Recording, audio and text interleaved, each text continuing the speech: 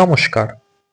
ভারতীয় বংশোদ্ভূত astronaut Sunita Williams বহুদিন ইন্টারন্যাশনাল স্পেস স্টেশনে থাকার পর অবশেষে পৃথিবীতে ফিরে এসেছেন।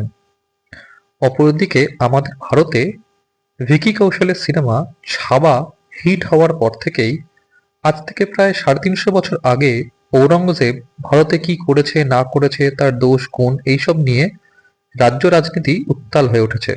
নাগপুরে একটি দাঙ্গাও হয়ে গেছে এবং এরপর থেকেই এই বামপন্থী মিডিয়া বা বামপন্থী কার্যকর্তারা একটি প্রোপাগান্ডা চালাচ্ছে যে যেখানে আমেরিকা, চীন ও অন্যান্য ইউরোপিয়ান কান্ট্রিগুলো শিক্ষা, স্বাস্থ্য, অর্থনীতি এসবে অনেক দূর এগিয়ে যাচ্ছে, সেখানে ভারত আজও ওই ৩৫০ বছর আগের মুঘল জামানায় কি হয়েছে সেই নিয়ে পড়ে আছে। আসুন একবার দেখে নিই পশ্চিমবঙ্গের সিপিআইএম ইউনিট ঠিক কি বলছে এই নিয়ে। চীন ডিপসিক বানাচ্ছে, বিশ্বকে চমকে দিয়ে কৃত্রিম বুদ্ধিমত্তা অর্থাৎ এআই কে উৎপাদনে ব্যবহার করছে। রাশিয়া নেক্সট জেনারেশন ওরেসনিক মিসাইল বানিয়ে ন্যাটোকে বিপাকে ফেলে দিচ্ছে। কিউবা ক্যান্সারের ওষুধ নিয়ে গবেষণা করছে। জার্মানি রিনিউয়েবল এনার্জি নিয়ে কাজ করছে। ডেনমার্ক ক্লাইমেট চেঞ্জের নতুন দিশা খুঁজছে। আর ভারতের প্রধানমন্ত্রী পার্লামেন্টে কুম্ভ মেলা নিয়ে ভাষণ দিচ্ছেন। তার ভক্তরা প্রপাগান্ডার ছবিতে ছড়ানো ফেক ন্যারেটিভ কিংবা বিকৃত ইতিহাসের এপিসেন্টারে দাঁড়িয়ে ঔরঙ্গজেবের কবর নিয়ে আন্দোলনও করছে। যে দেশ জর্জরিত বেকারত্বে, গরিবিতে প্রতিদিন টাকার দাম পড়ছে, স্টক মার্কেট ধসছে, জিনিসের দাম বাড়ছে, কৃষক গলায় দড়ি দিচ্ছে, সেই দেশের শাসক দলের প্রায়োরিটি হচ্ছে ৩৩০ বছর আগে মৃত ঔরঙ্গজেবের সমাধি। সত্যি সেলুকাস, বিচিত্র বিজেপি, বিচিত্র দেশ। এবার বামেদের এই প্রোপাগান্ডা শুনে আপনি হয়তো সত্যিই ভাববেন যে হ্যাঁ, সত্যিই তো অন্য দেশ তো এত এগিয়ে যাচ্ছে, কিন্তু ভারত কেন বারবার পিছিয়ে পড়ছে। এখানেই বামেদের প্রোপাগান্ডা ভুল প্রমাণ করা দরকার। এই যেমন ধরুন, ভারত কিন্তু ক্ষেপণাস্ত্র তৈরি করাতে বা সেই নিয়ে রিসার্চ অ্যান্ড ডেভেলপমেন্টে অনেক এগিয়ে। ভারতের ব্রাহ্মস মিসাইল, শক্তি, পৃথিবী, নাগ, অগ্নি এগুলো কিন্তু ভারতের ক্ষেপণাস্ত্রর যে রিসার্চ অ্যান্ড ডেভেলপমেন্ট তার সব থেকে বড় অ্যাচিভমেন্টস।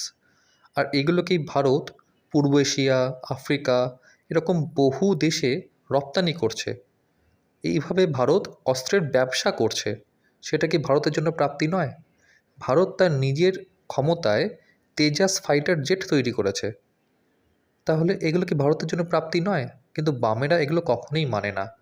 বামেদের কাছে ভারতের যে পরমাণু শক্তি আছে সেটাও বামেরা কোনোদিনও সমর্থন করেনি।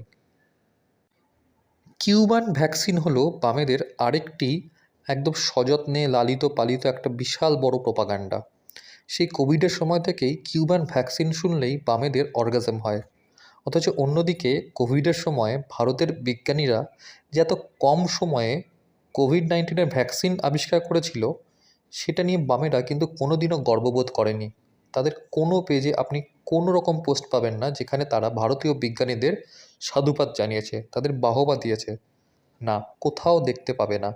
অথচ এই ভ্যাকসিন ডিপ্লোম্যাসিতে ভর করেই ভারত কিন্তু বহু দেশের সাথে সুসম্পর্ক গড়ে তুলেছে এবং আমাদের যিনি ফরেন মিনিস্টার জয়শঙ্কর, তিনি এই ভ্যাকসিন ডিপ্লোম্যাসিকে কাজে লাগিয়ে ভবিষ্যতে এবং বর্তমান সময়ে বহু দেশের সাথে বহু বাণিজ্য চুক্তি কিন্তু স্বাক্ষর করছেন, যার ফলে ভারতের আমদানি রপ্তানি বাড়ছে, ভারতের অর্থনৈতিক বৃদ্ধি হচ্ছে।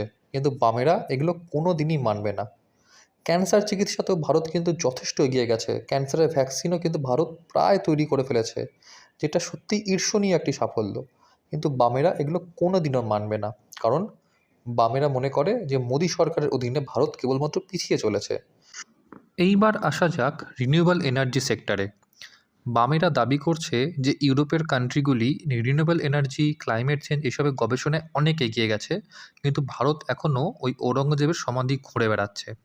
আরে ভাই, ইন্টারন্যাশনাল সোলার অ্যালায়েন্স তার ক্যাপিটালই হলো ভারত, তার হেডকোয়ার্টার ভারত। আর শুধুমাত্র সৌর বিদ্যুৎ উৎপাদনই নয়, ইথানল উৎপাদন, বায়ুশক্তি উৎপাদন, ওয়েস্ট টু এনার্জি এই সমস্ত ক্ষেত্রেই ভারত কিন্তু দিন দিন উন্নতি করে চলেছে। অন্যদিকে পারমাণবিক বিদ্যুৎ যদি করতে যাওয়া হয়, সবার আগে এই বামেরাই কিন্তু ওই লাল ঝান্ডা হাতে নিয়ে চলে আসবে যে না, কোনোভাবে পারমাণবিক বিদ্যুৎ কেন্দ্র স্থাপন করা যাবে না। বামেরা একদিকে রিনিউয়েবল এনার্জি নিয়ে অনেক জ্ঞান দিচ্ছে, অন্যদিকে ওরাই সবথেকে বড় শত্রু এই পারমাণবিক বিদ্যুৎ তৈরি করার ক্ষেত্রে। তাহলে ভাই, এটা তো হিপোক্রিসি।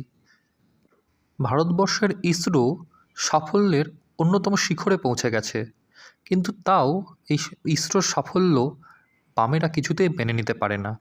কারণ ইসরোর যে গবেষকরা আছে তারা যে কোনো রকেট উৎক্ষেপণের আগে মন্দিরে গিয়ে পূজা অর্চনা করে, আর এতেই বামেদের সবথেকে বড় অ্যালার্জি।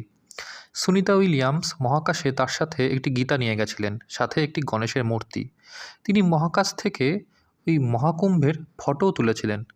এতেই বামেদের সমস্যা, যে কেন ভাই, তুমি মহাশূন্যে গেছো বিজ্ঞানের সাহায্যে, আর সেখানে গিয়ে তুমি ধর্মাচরণ করছো। এটাই হলো বামেদের পতনের সবথেকে বড় কারণ।